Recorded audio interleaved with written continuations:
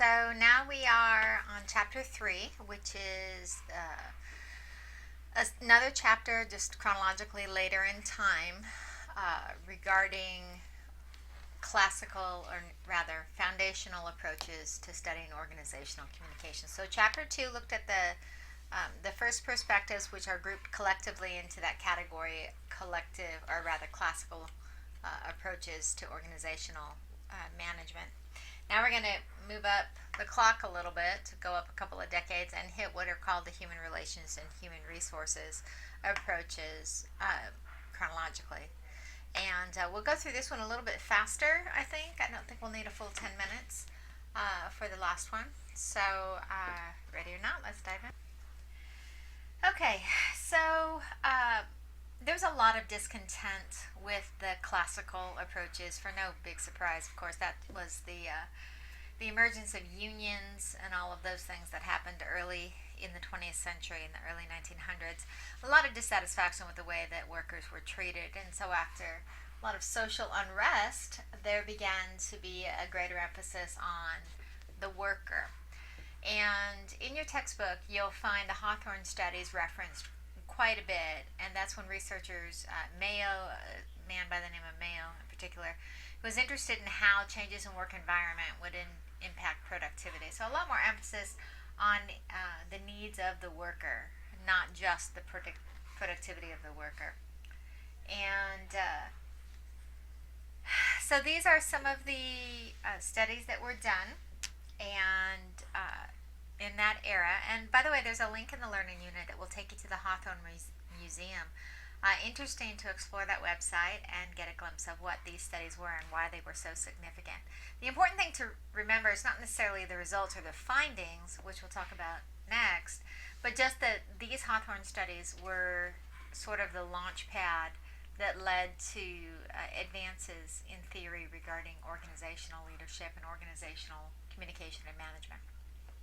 Regarding the findings, the researchers of these approaches were surprised by the output, and they realized that productivity didn't necessarily change based on changing the lighting in the room or anything like that. Productivity increased no matter what. And so they theorized that it was the result of the researchers' presence, that because they were there, the increase of attention, workers were more productive, and that was nicknamed the Hawthorne effect.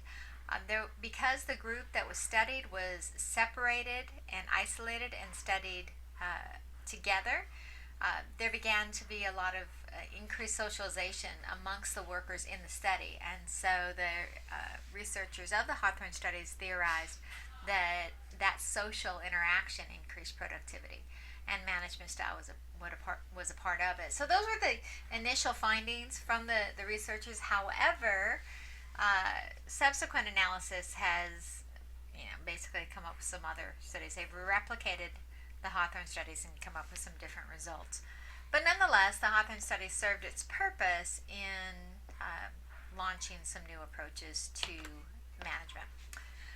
One of the fundamental approaches that came about at this time was Abraham Maslow, and here's his infamous needs hierarchy. In my personal educational experience, I have to say Maslow was one of those things that came up in probably 7 or 8 different courses that I took over my college career. But obviously, it's fairly self-explanatory, and you can go to the book for details. The other approach that came about was McGregor's idea of theory X and theory Y. Basically, this is a dichotomy. It's looking at theory X are those managers who had the most negative dysfunctional aspect of classical management, and there you see them listed under the bulleted item right here. Theory Y was the opposite. That they've rejected classical management, and they're all about the human needs, the human relations movement, and all of those variables. So that's where that came in. Human resource theorists basically increased an emphasis on what the employee could contribute and valuing employee contributions. And there were a lot of motivations for this particular study, and here I have listing some of those motivations, and you'll find again these elaborated in your textbook. Blake and Mooton's managerial grid uh, basically is a matrix along two dimensions: the concern for the people, 1 being on low, 9 being high, and concern for productivity, 1 being low, 9 being high. Of course, according to Blake and Mooton, the most ideal management is those that scored a 9 and a 9, who had a high concern for people and a high concern for management.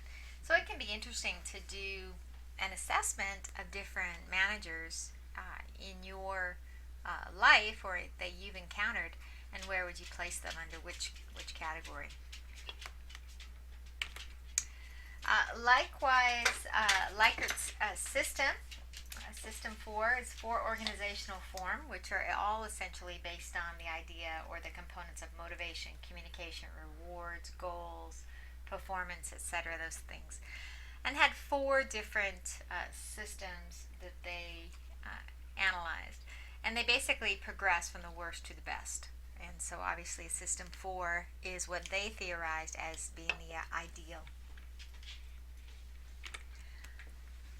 Now, human resources is a little different than human relations. It's kind of tough. They're both HR, but remember, they are 2 different approaches: the human relations approach and the human resources approach. Human resources approach is all about maximizing productivity and at the same time, satisfaction of the actual worker, and emphasizes the approaches as I've mentioned here. Looking at the communication in all 3 approaches, this first column here we've already looked at.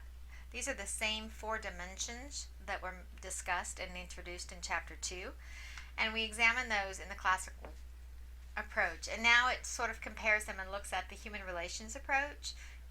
Yes, it's task-oriented, but it's very social. That the pattern is both up and down and vertical.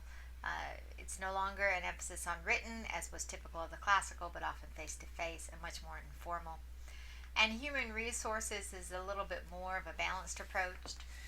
Emphasis is on things like innovation, the value of new ideas.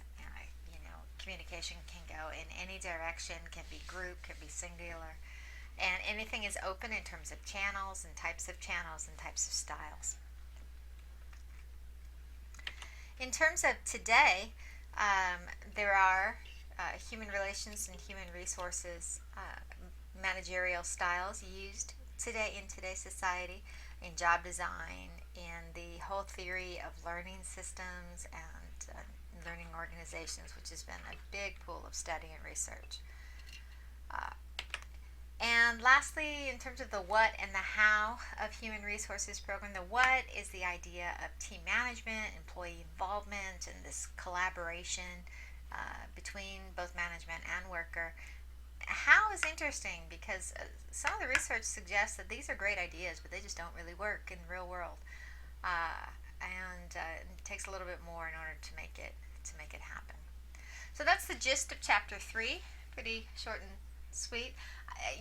For the written assignment for this particular chapter, I'm going to have you do the case study that's at the end of Chapter 3, and I think that will really help you put the principles in these chapters to work. So that's it for now.